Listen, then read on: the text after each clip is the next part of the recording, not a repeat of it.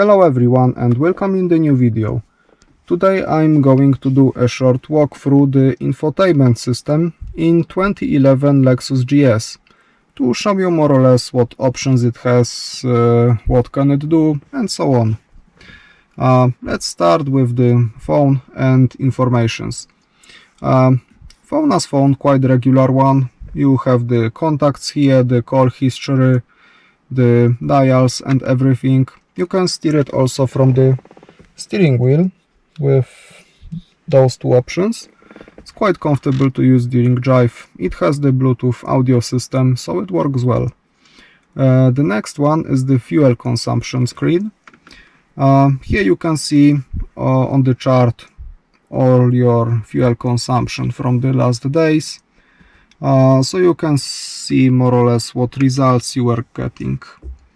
The next one is the chart with the consumption from last time, last half hour or an hour, so it's a bit more exact.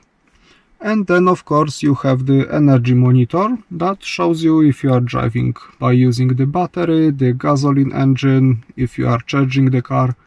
It's quite cool feature. I think it's like that in all hybrid cars. As you can see, you have a calendar here in which you can even write some notes, reminders and so on. The car will remind you about all the events that you have set it here, that you set. So that's quite cool feature.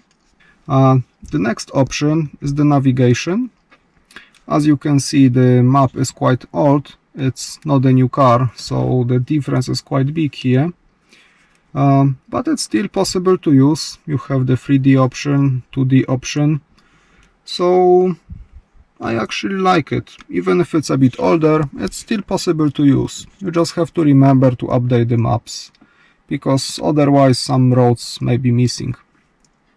The separated button is for the navigation system as well, for setting the destination, the checking the traffic informations and so on. You can set here everything. Yeah, that's more or less all, just the navigation. From second side you have a climate settings, quite standard one. Right now the car is off, so the options are gray. But you also have a dual air conditioning here, separated for passenger and the driver. Next option, the audio system.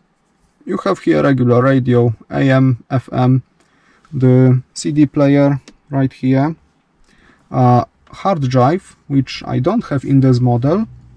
Then you have the Bluetooth, of course, to connect it with phone, AUX and USB. The Bluetooth and USB works also with the third-part applications with iPhone. So you can use, for example, Spotify or something, and you can control it from the steering wheel as well. That also works for the applications on iPhone, so that's quite cool. Then you have the settings for the display, just the brightness, the contrast. You can also turn off the screen if you want. If you prefer to drive without the screen, you can do that as well. Then you just click here and you have your screen back. The last thing is just the settings. I won't go through it because I think it's not really that interesting.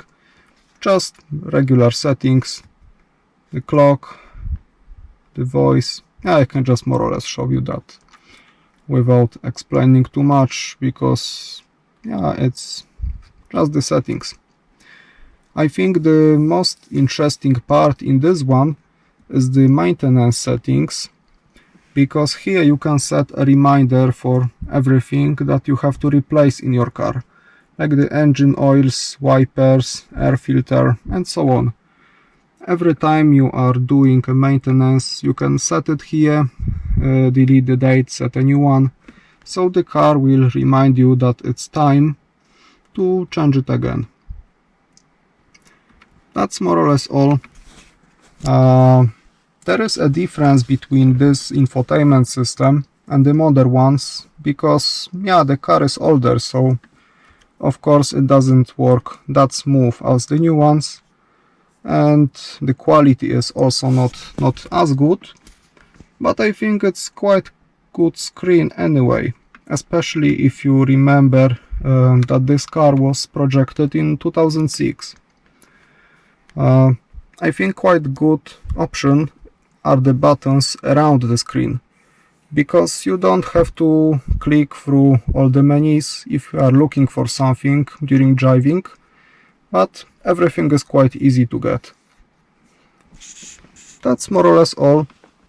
I know that the pre-lifted version and probably US versions had a bit different infotainment systems. This one is from EU.